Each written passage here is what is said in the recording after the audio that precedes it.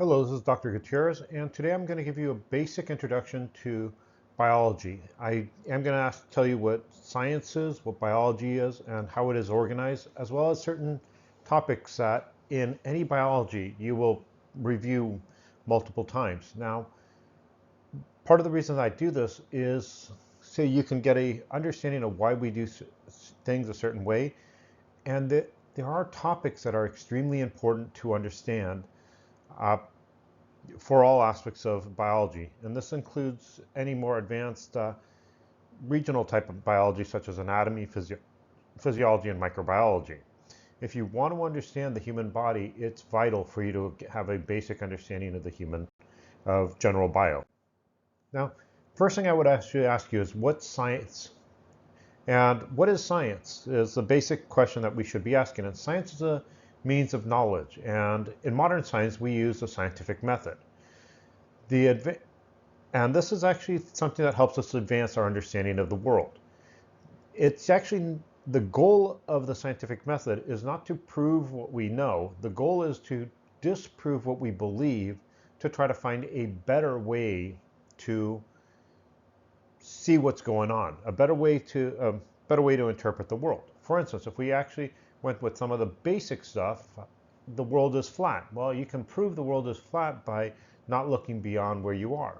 But as you start getting more and more information, as you start looking at math, as you start looking at other factors, you find that, well, it's really easy to disprove that the world is flat. And so once we can disprove the world is flat, we can then end up moving to a new idea. So the way the scientific method works in the most basic way is you have an observation.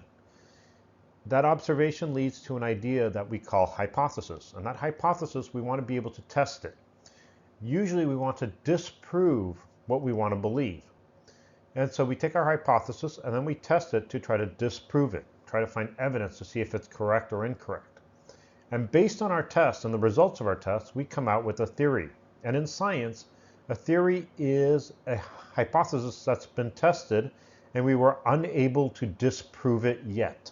Now, notice I said yet because a lot of times theories will go on and eventually someone will find a way to disprove it, and then we can get a new idea, a new way to look at the world. I want to actually give you an example of how the scientific method works. In 2023, a Florida politician mentioned how well he did on the opioid epidemic, especially when he compared himself to California.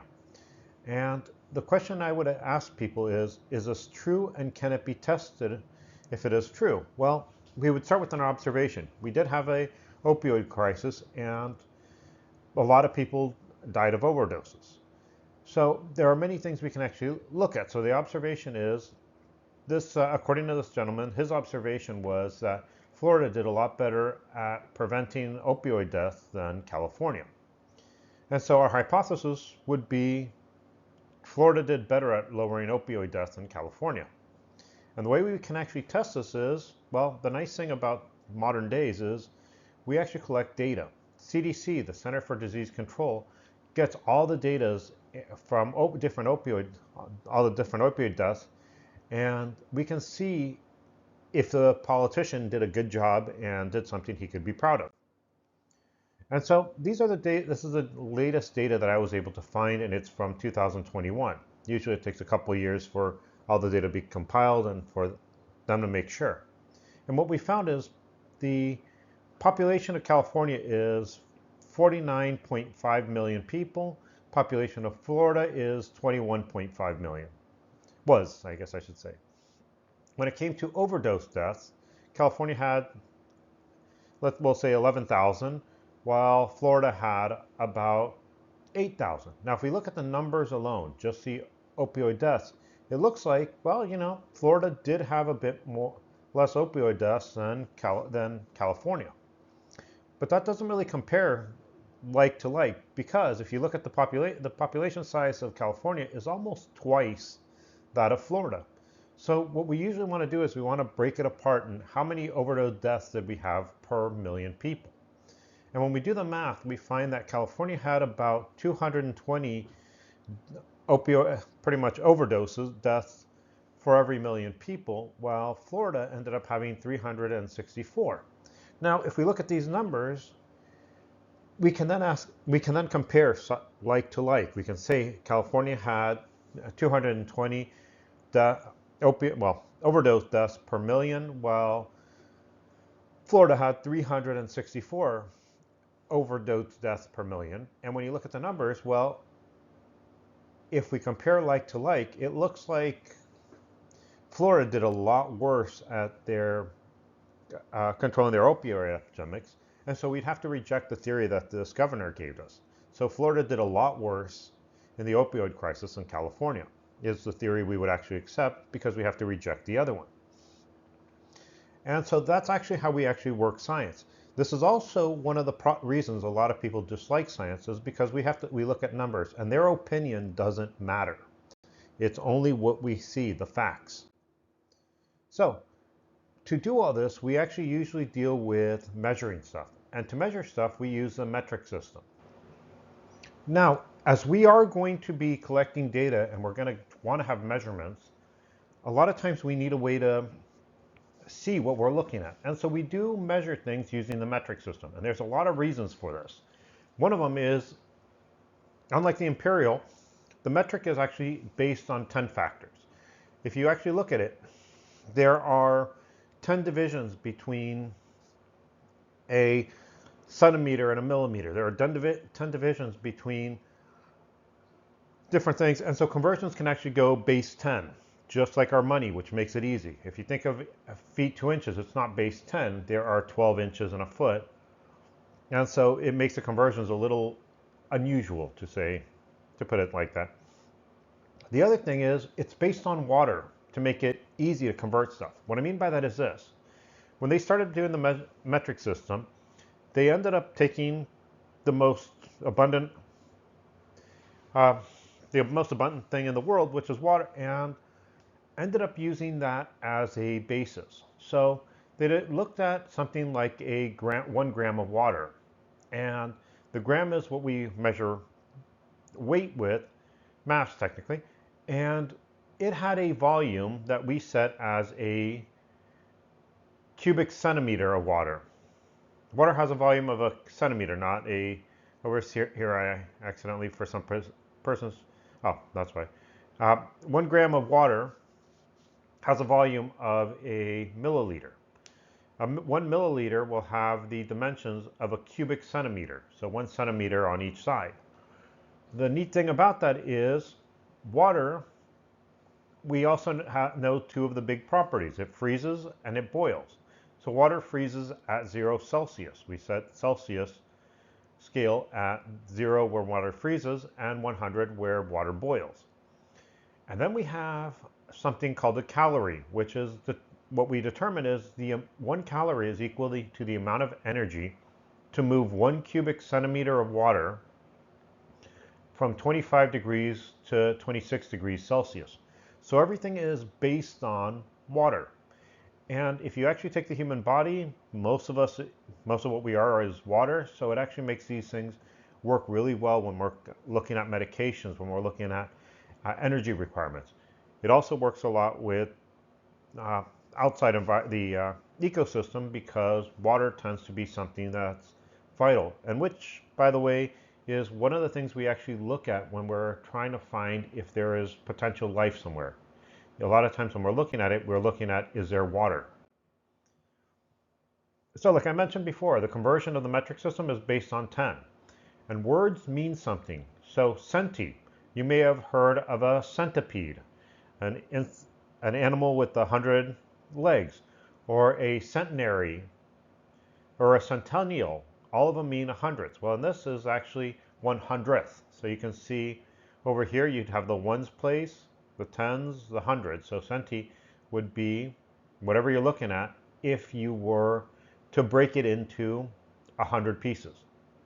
Milli means thousands. So again, you have hundreds, tens, thousands. So if you were to break something into 1,000 pieces, you would end up having a milli. So for instance, if you had a meter and you broke it into 100 pieces, you would have 1 meter would end up being 100 centimeters. If you broke it down to millimeters, and you can see that. Now, we can also go up. And I'm actually only going to talk about the kilo because kilo is 1,000. So 1 kilogram would be, it wouldn't be 100 grams, it would be 1,000 grams. 1 meter, though, would be, left a zero out here, I don't know why. So this would be one other zero and a G here. So it would be 1,000 grams. 1 meter is equal to 100 centimeters, like I had mentioned. Now, we also want to look at how how biology is organized. And before we actually can even get to biology, we do have to understand some basic chemistry and a little bit of physics. These are actually the two sciences that really interact with biology the most. And what we start with is the basic unit of what exists. Now, the basic unit of matter is the atom, but we do have subatomic particles. Neat thing that you'll notice is words mean something. So sub would be under, and atomic would be the basic measurement. So subatomic particles would be particles that make up atoms, the smaller versions of the atomic particles.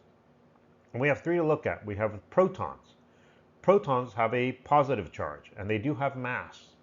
And so we can actually measure it. Usually we actually deal with atomic mass. We also have electrons, which electrons have negative energy, negative charges. And in biology, this negative charge is important, but its weight, its molecular weight, is neglectable. It has neglectable mass. Because of the way that we are looking, the scales that we are looking at in biology, we really don't see the weight of the electron in there. And then neutrons are neutral charge particles, and they do have mass. So when we're looking at the weight of an atom, we're usually looking at the proton and the neutron. The electron really will not affect us in biology when it comes to the mass of something. It's very important for the charge, but not for the mass. And I'll tell you about that a little later. Now, so what we do want to know is the atom is a basic unit of matter. Every atom is composed of is pretty much same atoms act the same ways. And we have atoms composed of these subatomic particles I mentioned. The atoms are the same element and have the same amount of protons, but the neutrons and electrons can change. So you can actually have some atoms that have a certain amount of protons but can lose electrons, so they end up having a positive charge. And remember, electrons are negative, and so if you lose an electron, you end up losing a negative charge, so you end up getting a positive charge if it's neutral. If it gains an electron, you end up gaining a electrical charge, a negative charge. And a neutron, you can have multiple neutrons, and that actually gives you something called an isotope. Iso means same, tope means type. So anytime you see iso, remember it's the same. Okay, atoms combine to form more complex molecules and more complex compounds. Now, one of the big ones that we actually usually want to look at, and it's one that we're going to talk about a lot in chemistry, is water. Water is H2O, which is what it is H is for hydrogen, and as you have an H and a little 2 here, it tells you have 2 hydrogens per each molecule of water. The O means oxygen, so it tells you that you have 1 oxygen per molecule of water. So you have H2, 2 hydrogens, O, which we're not putting anything because it's 1. And so we do have water. Now the reason water is important, it is pretty much what we have most of our life revolving around. And so one of the things to know is more complex molecules form, and some of them can dissolve in water. And so we call them hydrophobic. Hydrophilic. Hydro, you'll notice here, hydrogen. Hydro means water. In this case, gen means beginning. So hydrogen is the beginning of water. Hydro over here means water, and philic over here means love. So if something is hydrophilic, it's going to love water, so it can dissolve in it. The opposite of that would be there are some molecules that are hydrophobic. Phobic means afraid of. So if something is hydrophobic, it's repelled by water. It's afraid of water, so it moves away. And so this aspect of water being able to dissolve some stuff and not others becomes very important when we're dealing with biology. But the big thing is you're going to combine atoms together to form more complex molecules, which we'll talk about more as we get into the chemistry of life. And as we come up with these new particles, they are going to form different structures. And if these structures are found in a cell, they're called organelles, which means little organs. And once we get into cells, we can see how a body will actually be organized. Now, we do organize biology based on how common ancestors are, but when we're actually looking at, something from the smallest to largest, what usually happens in biology is we start with the cell, which is a basic unit of life, and again, it's made of organelles. Cells come together and they form what's called tissues. And tissues are a bunch of cells with certain things underneath it or within it, which allow it to act a certain way. And so you have different types of tissues. If you take anatomy, you'll deal with tissues a lot. Tissues can then form organs. And so if we take something like the heart is made up of different tissues. It's not heart tissue. You have different tissues like contractile tissues that contract. You have tissues that line called endothelial tissues. They line cavities. You have connective tissue. And so tissues together form organs. And organs come together to form what's called an organ system. And organ systems end up forming an organism, which if you think about it, an organ would be like the heart. The organ system would be the heart and blood vessels, so cardiovascular system. And as you have a bunch of different organ systems and they come together, you have an organism. So you are an organism made up of multiple organ systems. And these organ systems can actually come together, these organisms can come together to form populations and ecosystems where different populations will interact. And you then have biospheres, which is the basis of ecology. To really understand human health, all of these are important. Now, I also told you we classify life based on common ancestry. It's based on what we call evolution. And in the most basic understanding of evolution, it is defined as descent with modification. Pretty much every generation of something is modified to pretty much be able to survive in the environment. This is based on natural selection, which means that nature decides what survives. And a lot of times they call this the Red Queen's race. And so I will use this from Lewis Clark's Through the Looking Glass. And the big thing I want you to pay attention to is what is said here. It takes all the running you can to keep in the same place. If you want to go anywhere, you must run at least twice as fast as that. The reason I actually mentioned the Queen's race and that is it is a concept that people actually do use a lot. Pretty much this is what occurs. Let's say you have a population of rabbits and fox, and the fox are going to eat the rabbits. Well, if all of them are the same, if they all come from a group, some rabbits are going to be faster, some are going to be slower. And so if that's the only driving factor, the fox are also going to have faster and slower. So the fastest fox will be able to catch some of the slowest rabbits, let's say. And so what will happen is if you're the slowest rabbit, you're not going to make it to reproduce, only the fastest. And so the population will become a little faster. As that happens, the slower fox were not going to be able to catch the same amount of rabbits. And so the population of fox, next generation, will be a little faster. And so what ends up happening is they keep coming back and forth to try pretty much be able to reproduce. Now, our idea of evolution came from Charles Darwin. Everyone's heard of him, and a lot of people villainize him.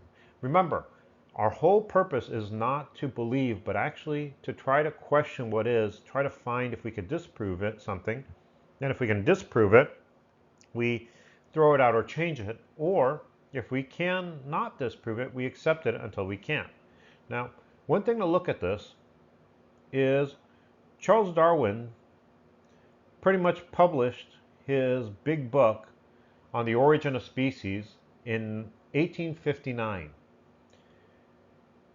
It's based on a trip he did on a ship called HMS Beagle, which began in 1831 and ended in 1836. What you're noticing is there's more than 23 years between when he finished his trip and when he published. He began talking actually about his theory that things change over time in 1838. You might be able to guess why it took pretty much 21 years from when he started talking about this idea that things change over time and when he published his book. It was that people want to believe that things are the way they always have been and they're never going to change and they never should change and we have to keep. In reality, his idea, what really caused a lot of stir, is that over time, species change due to environmental factors. Now, we can see a lot of these, by the way, and I will talk about it more when we deal with the concept of evolution more generally, but we can see these in different things. For instance, if we actually look at the animals that are around in an area before humans move in and the animals that are around after, they change. Over time, those animals will change because of the demands of the environment.